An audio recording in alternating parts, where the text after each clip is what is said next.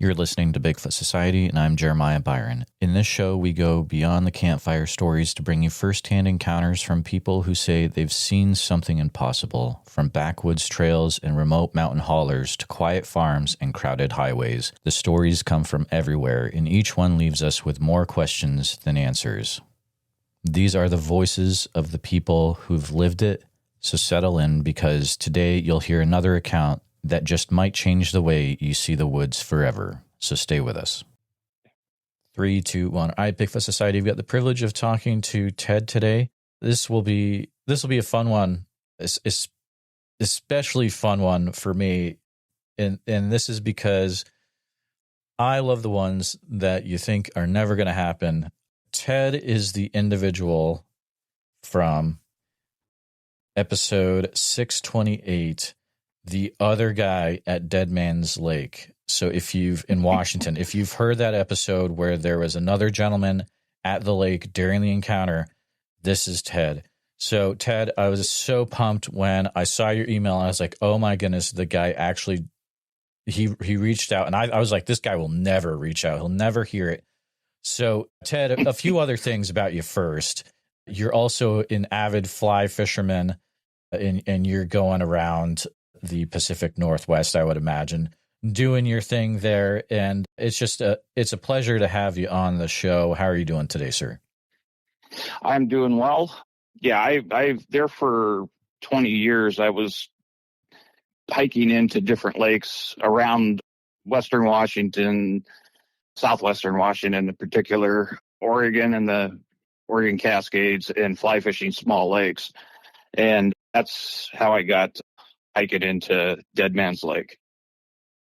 Let's see, this was, like I said, approximately 20 years ago. It was 2004. It was September, and the bow elk season in Washington was underway. And I decided I was going to go and hike into Deadman's Lake, and then there's another lake nearby called Vanson Lake, and fish both of those. On the trail going in, I ran into the person and his son from the other episode, and we had a nice conversation. We ate a whole bunch of huckleberries because they were nice and ripe, but they're on top of the ridge.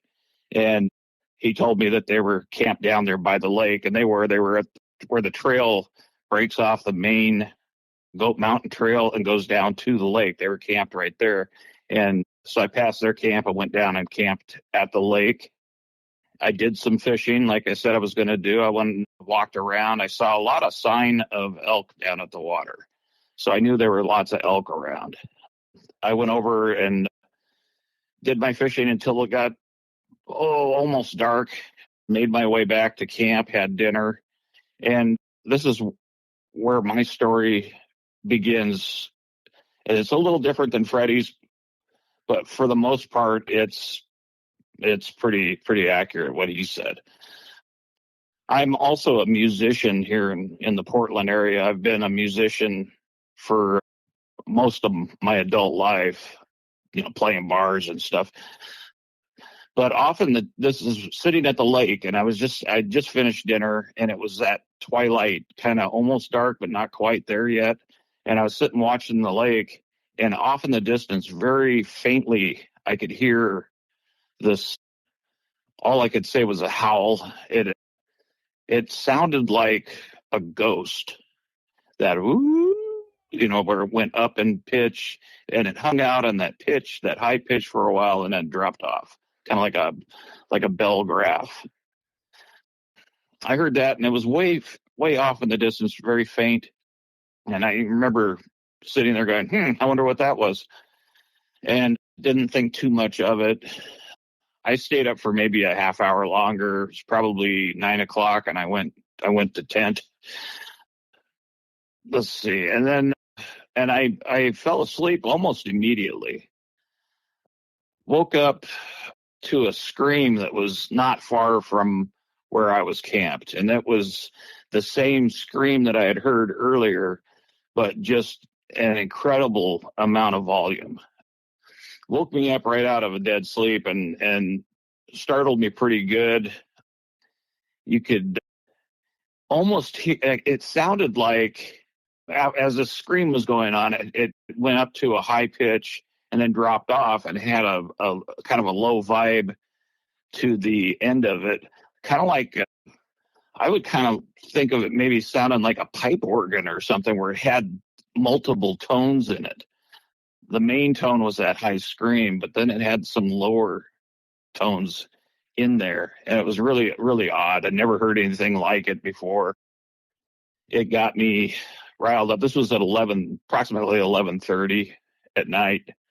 Got me up. I stayed up for a couple of hours after that. My tent was open and I was looking around just to see. I wanted to see if I could see anything. But after that howl, I had two owls that were near my camp that were calling back and forth to each other. It sounded like, and they were just doing a purr. They weren't doing the who cooks for you call. They were doing just a purr, just a sound. And that went on for a little while. That went on for maybe half an hour after the scream in my tent, in the tent area. And yeah, so I listened to the owls. Eventually I got back to sleep. I woke up. I set my alarm on my watch back then. Now I'd use my phone, but I set the alarm on my watch and woke up at 5 and was still trying to figure out what I had heard that night. I packed everything up, put it in my backpack, went down to the lake, looked around as it started getting light, looked around to see if I could see anything, and then I just got out of there because I was pretty freaked out. And as far as Freddie and his son, I didn't even know they were back up at the lake. I thought they had gone down to he said he had a trailer down at the horse camp, and I thought they went down there to spend the night down there and because it was kind of, the weather wasn't great. It was a little rainy. It was cold. I thought maybe we'd get some snow. There was some ice on the tent when I woke up in the morning at 5. So, but I walked past their camp and I got out of there at first light. And he had mentioned in his story that he looked up, as he got up, he looked up and I was gone. Yeah, I was gone. It was pretty terrifying to hear that and not know what it was. That's about my story. So that's wild. How far away from Freddie's campsite were you again? We're probably, I don't know. He said 200 yards. And that's probably about right. It was probably, at least 200 yards. He was up on the hill above the lake a little bit, and I was down there's a horse camp down there where there's a little meadow area off to the side where the horses get out and they just kind of put them out there in that meadow area.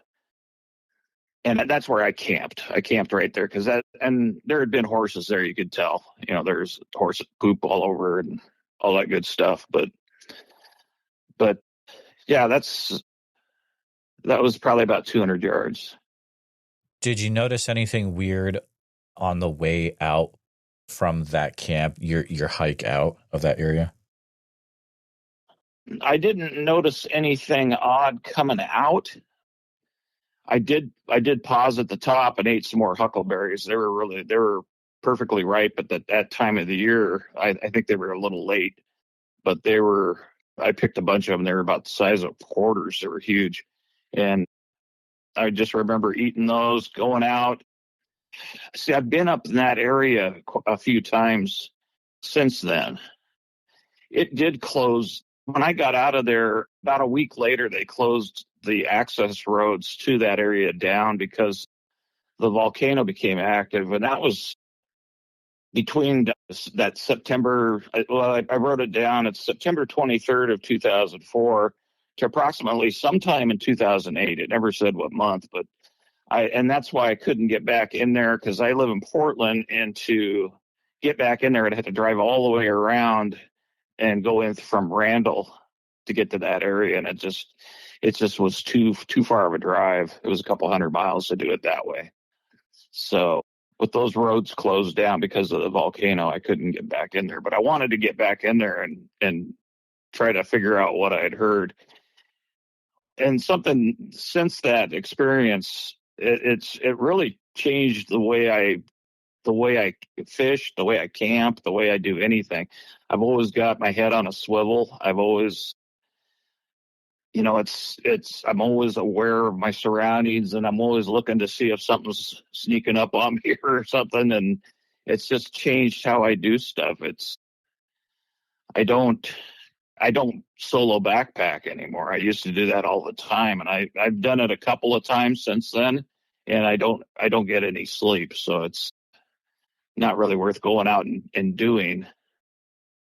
But yeah, it was pretty traumatic and changed pretty much how I do everything. I do a lot more car camping now than I used to and stuff like that. But yeah, I can definitely imagine why, for sure. You also have you told this account to the BFRO, correct? correct, yeah. On that account, it looks like the investigator says that the sound reminded you of a sound that you've heard gibbons make. Is that something that has changed over the years with the way you remember it, or do you still feel like that's a pretty good representation? I think it was pretty much the first time I heard it. It did that where it crescendos up, and the bell graph thing, like I said, that goes up and pitch. It's like those crazy videos you see on YouTube and stuff where the gibbon it does that crazy thing. It was kind of like that when it went up to that high pitch, and then from there it stayed on that high pitch for quite a while. It was probably, I don't know, 6, 7 seconds, 8 seconds before it dropped off. But yeah, it was kind of like that beginning. It's the only thing I could think of at the time. He asked me if I had, what I had could compare it to, and that's what I told him. Gotcha. You have a really interesting viewpoint of it because also you have that musician's background. So you really get sound in a way that a lot of us probably wouldn't get. Hearing that sound, did that affect you physically in any way while it was going on? Well, it terrified me. I actually was in my tent shaking. The only weapon I had with me, I normally don't carry anything with me, but I had carried a knife with me. But that was the only thing I had as far as and that's a utility knife. I use it for splitting wood and everything. It's not a defensive knife at all. It's so, not having any kind of weapon or anything up there was, it did terrify me.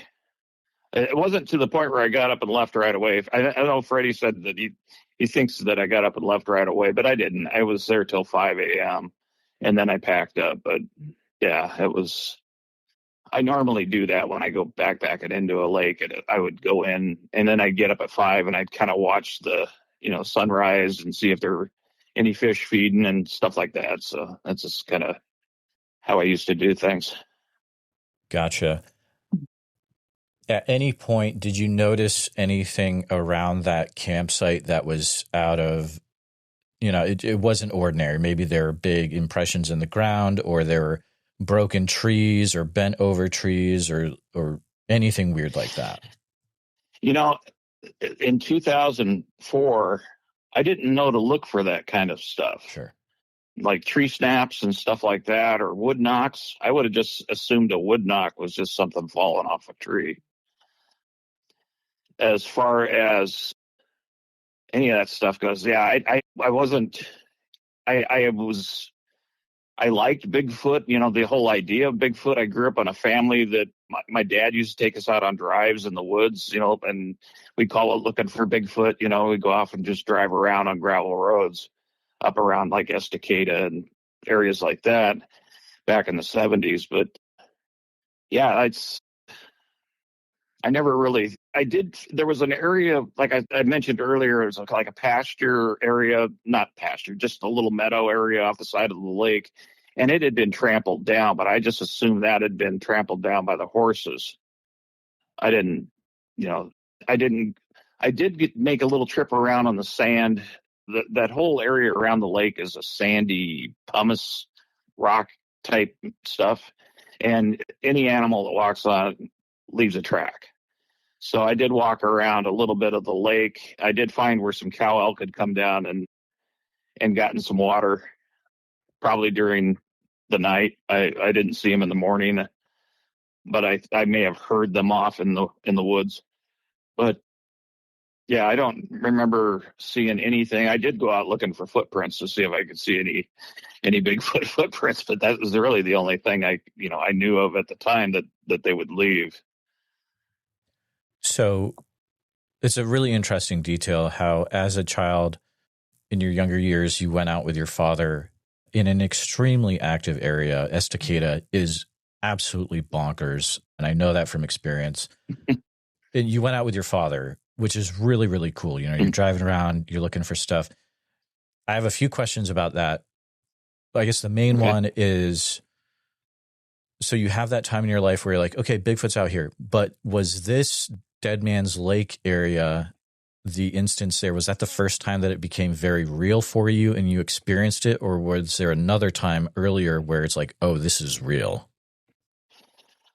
I had one other time in my life where I had something happen as a kid, and after years of thinking about it, I'm assuming that's probably something. It was up in the Olympic National Forest, and we had hiked in. It was a group leader guy, and he would bring 3 or 4 kids, and we'd hike into these lakes, and we went to. There was a series of 3 lakes out in the national forest up there on the Olympics called Mildred Lakes, and we had hiked in and we were camping at one of the lakes, and it was about midnight, 1 o'clock in the morning, and we all woke up to this thing screaming across the lake at us, and nobody knew what it was, and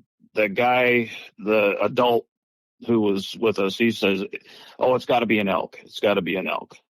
And so we just all assumed it was an elk. But looking back on that, that's probably the first time I had anything that was really weird as far as something vocalizing at me. But yeah, other than that was probably the first time. We never did see anything when my dad and I, we would go out and drive around the roads. We were just exploring. I don't know, we'd get out of the car and stuff, but a lot of times it was just to go up and fish. For listeners, Mildred Lakes, they are, it looks like they're north of Lake Cushman, which has come up on the show a lot of times. So we know that area is, being in the Olympics, it's highly active, but being not too far away from Lake Cushman, it looks like it's definitely an active area. What you heard, that those screams, were they similar to what you heard then at Deadman's Lake, or would you say they were different in a way? They were shorter. They weren't a long howl, but it was just like something was screaming, just at us. And it was from across the lake, but it went on for 5 minutes or something like that. So it was a longer duration of this, and it was more than one yell, I guess. What I heard at Deadman's was that drawn out howl sound.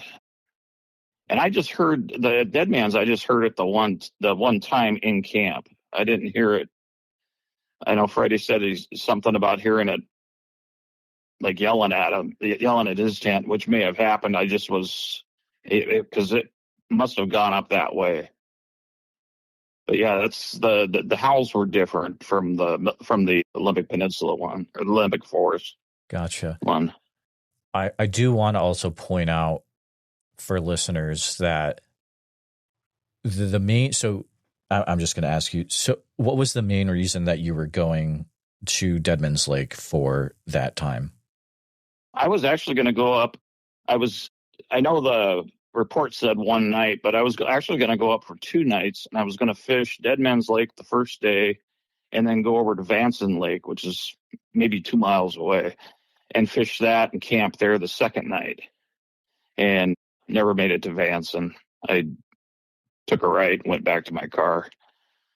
Absolutely. So that's a reminder where I'm sure a few listeners had heard that Olympic National Forest info and been like, oh, this guy is actually a Bigfoot researcher. But that's not what he was at Deadman's Lake for. He was there just to do fly fishing. He's an avid fly fisherman. So want to make sure the listeners are aware of that. Now, would your father ever tell you stories about Bigfoot activity in the Estacada area then? No, actually, I don't know if my dad was a believer in Bigfoot or not. I remember him having us all sit down and watching the Patterson Gimlin thing when that was on TV as small kids, but I don't know if he thought it was a guy in a suit or if he thought it was a real deal or I never really asked him about it, and he passed away before I had a chance to. This happened after he'd already passed, so I never had a chance to talk to him about it. Gotcha. Have you ever heard any accounts from the Estacada area yourself? I haven't had any. I've heard other people's accounts on the BFRO and stuff. There's some recordings from up in that area of a howl. I know up Roaring River area, going up to Rock Lakes, Lake Serene in that area is supposed to be a good area to go and look around, but I haven't done that in years. Last time I was at Rock Lakes was probably back early 2000s. Let's see. I know there's Shell Rock Lake has had some activity up there, but it's a pretty active area up in this part of the Mount Hood National Forest. I've been camping up near Timothy Lake not far from Mount Hood, and that area seems to be, there's a lot of sign. I actually found a footprint, and I showed it to my wife. I found some, if you believe in tree structures, I found a tree structure that was a big cross that it obviously had been set up. The trees weren't from that area. And then I went up a week later and one of the pieces was missing. So I don't know what that means, but it had been moved. It wasn't around on the ground either. The cross had been, because I took a picture of it and then I went back and it's missing the other part. Where'd it go? And I was with my wife on that trip and I showed her the picture, and then we were looking at it going, I have no idea what's going on here. That's wild. So, that Shell Rock Lake area that you're talking about. I mean, that's you probably took 224 to get there, right? Yeah. Okay. Yeah. And then 57, I think it is the road going up to it. Then it's 58 off of that or absolutely. Or to make sure listeners, so what's going on there is, so this is the Oregon Bigfoot Highway. That 224 is the Oregon Bigfoot Highway from the book that goes from Estacada down to Detroit. So he is talking about an area where it's north of Ripple Brook and a little bit east, it looks like. But extremely active area. And you can get that book if you want to read more reports from that area. Now, going back to Deadman's Lake for a few minutes, Freddie's son had the actual visual of what he says he saw a face. Now, I just want to double check during your interactions there, yours were all, you're just hearing things, correct? Correct. Yeah, it was just all audio. He said it looked like an alien. Mm-hmm. That would have creeped me out to see that peeking at me from around a log or whatever.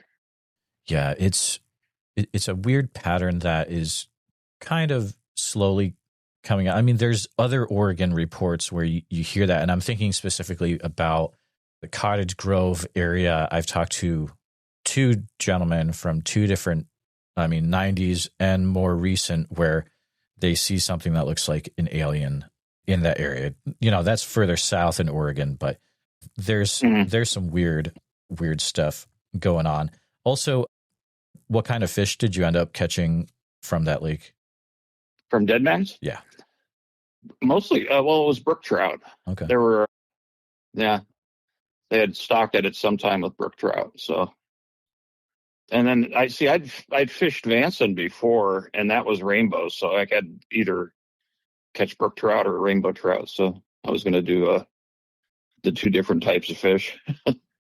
Absolutely. So you've got berries, and you've also got the trout, and so you have definitely some food sources going on there at the time that you were there. Just wanted to double check and get your thoughts on it.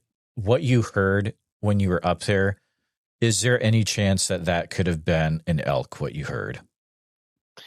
No, actually, I've been around elk for years. I was an avid elk hunter for many years. But, I've heard bugles, grunts, chuckles, every sound that they make. I've heard them when their voices are hoarse from bugling, and they sound kind of almost like a frog. I mean, I've heard a lot of elk in my ears, and I know it wasn't an elk. I would have loved to have been an elk, because I wouldn't be thinking about a Bigfoot every time I go in the woods. But absolutely, the sounds of the area up by that lake, outside of the things you were hearing, what were the other sounds that you were hearing in that area? Besides the howl, I mean, the owls I had the owls that were cooing back and forth, and that was near my camp. That was pretty close to where I was at. So I don't know how close they were. I was looking around I had my flashlight. I was looking around in the trees, but I couldn't see any eyes. So, and I know their eyes shined when you hit them with a flashlight. I think that I did hear what sounded like stomping. It was off away from where I was, but it just sounded like something was just stomping, like it was mad, is what I was assuming. But just and then it did that for maybe 10 seconds, but it was like it was getting further away from me. It wasn't very loud. I don't know if that's what it was, or if it was beating on something, or or what it was. But that's what I was thinking at the time. I was thinking, God, it sounds like stomping. Oh, that's interesting. What time of day did that happen at? That was during that howl event. That was after the thing had howled in the camp, and it was a few minutes after that, and I heard that, and I couldn't tell which direction it was coming from or anything else. It was just I could hear it in the distance. Gotcha. Would you ever go back to that area? I've been back there a few times. I've been back to Deadman Lake 3 or 4 more times after that. And I've gone back there with audio recorders and, cameras and everything else. And of course you take the stuff with you. You don't hear or see anything. So, but yeah, I've been back in that area a few times. Okay. So this is very interesting. So you're going back not with the motivation to fish this time. You're seeing if you can capture evidence of what happened. Yeah, like I said, it's changed how I do things in the woods. I don't go out and do the fishing lakes like I used to. It's a lot of it is just going around looking for something that would like a sign of like a track or a broken stick, the broken tree snaps or something like that, that might be an indication of a Bigfoot. It's really changed what I do in the woods, and maybe not for the better, because I sit and tie flies also while I'm not doing anything. I have a whole setup over here, and I probably have 10,000 flies tied up just because I don't fish as much as I used to. Gotcha. But it's something you still enjoy doing is creating the flies for the fishing. Yeah, it keeps me occupied. Gotcha. Yeah. So when you went back these other times with recording equipment, etc., there was nothing out of the ordinary that was either that you experienced or that was captured on these devices. Yeah, correct. Not even an owl. I mean, I would have loved to have an owl hoot and been able to get that on a recorder, but nothing. So that's interesting, though. So does that mean that you're hearing no sound at all when you went out there, or you're still maybe hearing some bugs, etc.? Oh, I'm hearing the normal forest sounds, the wind blowing through the trees, the bugs buzzing, stuff like that. In the evening you hear the frogs out there, and so it's still, you still have the normal sounds, I would call them. It's nothing out of the normal, nothing out of the normal drone, I guess, of the regular sounds. Yeah, I mean, really thinking about it, yeah, it's been. I did take my dog up there one time, and we were walking around the lake. This was kind of weird, but we were walking around the lake, just kind of looking. I was taking her for a walk, and we were going around the area that surrounds the lake, the pumice stuff. And all of a sudden, she just turned around and ran at full speed away from me, going back to camp. And I have no idea what she smelled or caught wind of or heard or something, but something freaked her out pretty bad, and she just took off running. She'd never done that before. So that was kind of a weird thing that's happened up there. That is extremely weird, for sure. What is your goal now with spending your time going out to these places, trying to capture something? Do you have a specific goal in mind through all this? Not really. It's for me. I don't care about, if I'm not out to prove Bigfoot exists. I don't really, care what people think about that, to tell you the truth. I'm just out for my own, fulfill my own goals of, looking for something like that. It also gives you an excuse to go out in the woods. I enjoy getting out and hiking in the woods still. I mean, I'm 62 now, but I still enjoy getting out and hiking the trails and get out and looking at stuff. I don't hunt anymore. Like I said, my fishing is not nearly as much as I used to fish, but I still get out and walk around looking for stuff. It's such an interesting story, and it's so cool to have both views. Have you talked to Freddie since that time? No, I haven't. That was the first. It was really weird to be watching YouTube and having my story being told by somebody else. Oh, that's what I wanted to ask you is, can you walk me through like how you even got to hear this to begin with? I've been thinking about going back over in that area to do some camping, because I have had some weird experiences over near there. And I mean, I had something stomp through my campground in the middle of the night, 3:00 in the morning. Something was with a gurgly, sound when it was breathing, stomped through my campground. Me and two other guys were camping there, just out having a guy's weekend. And they both of them were freaked out enough that they wanted to get out of there and go back home, not knowing what that was. I had no idea what it was. It could have been, for all I know, it could have been a bear. But yeah, I've never heard anything stomp through my campground before. But so what was the question again? Sorry, but that is extremely interesting. We're going to get back to that. So I guess the question was, how did you stumble upon the episode? Okay. Yeah. Okay. Well, I was actually, I've been employed by the same employer for 43 years. I probably shouldn't say where. I got laid off just a couple of months ago. So in my, my newfound time off, I've been sitting here watching YouTube videos. And I just happened to type in Deadman's Lake, and I got that episode, and I listened to it, and it was you and Freddie talking about the thing.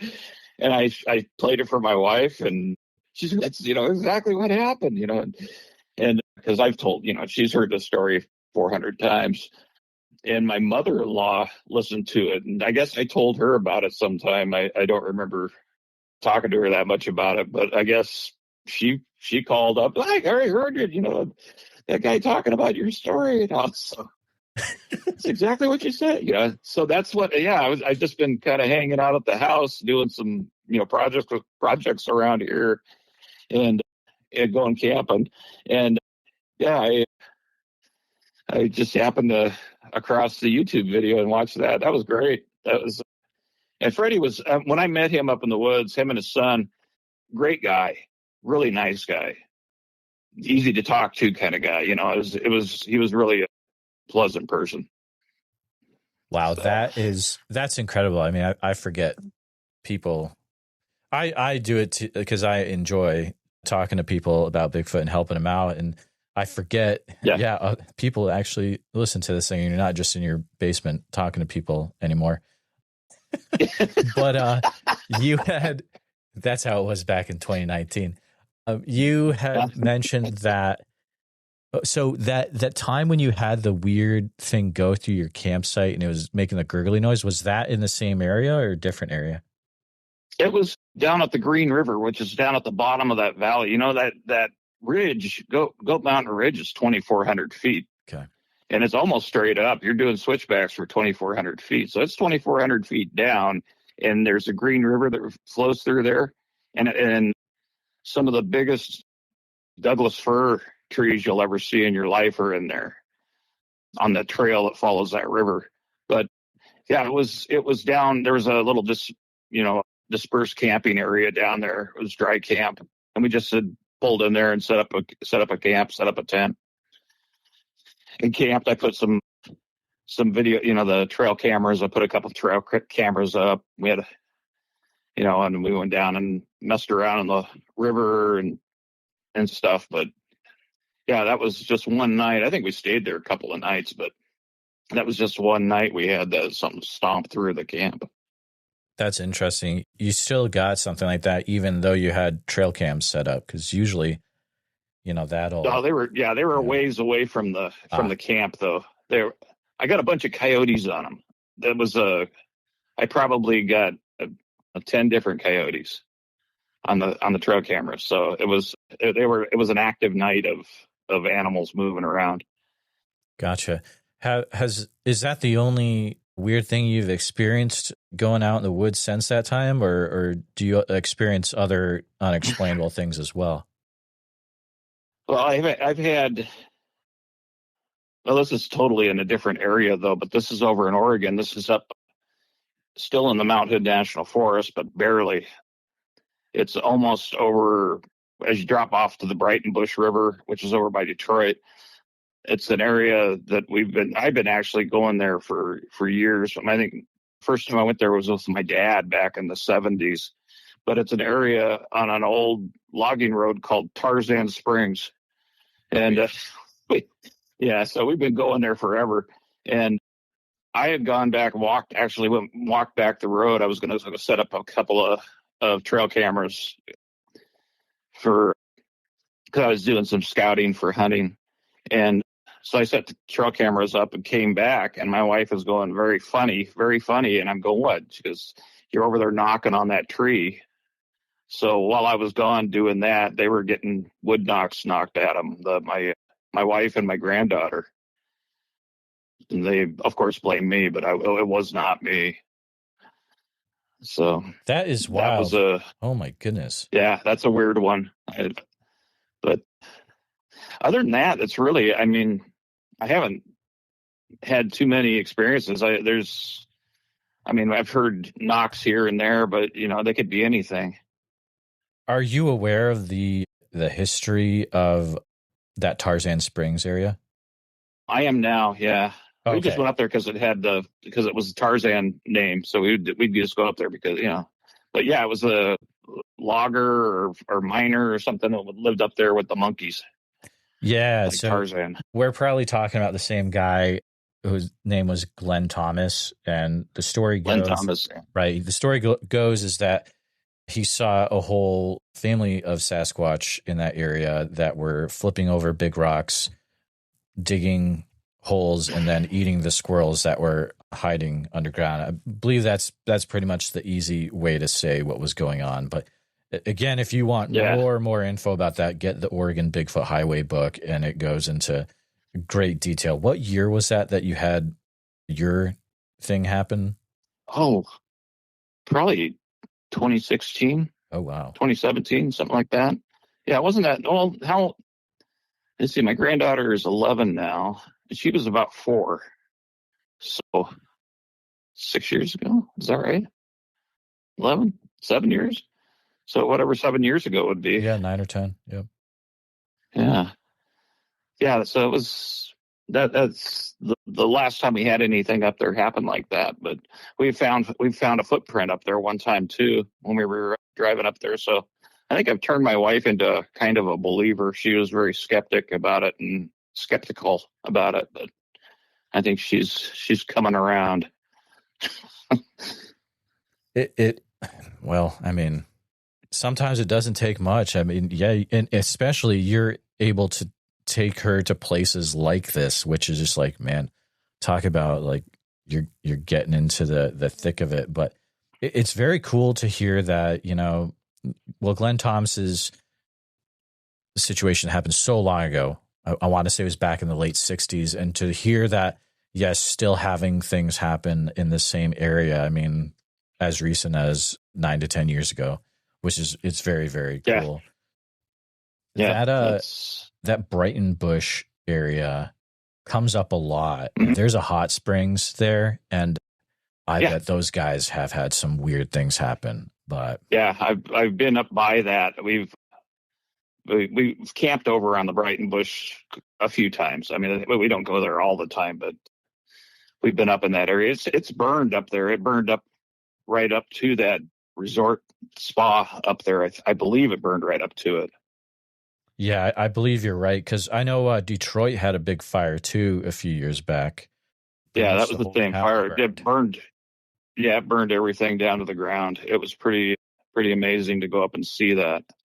I mean, like I said, I've been going up Sandy Am and the Brighton Bush and Upper Clackamas my whole life, and to see that all gone, it just looks like a totally different area.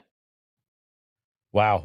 I mean, this has been a really interesting conversation, and we've gotten to way more than just the one area I thought we were going to be looking at. So, I mean, this has been extremely fun, Ted. Thank you so much for coming on the show and for sharing what you've experienced over the years. I want to make sure that you were able to share everything that you came on the show to share today.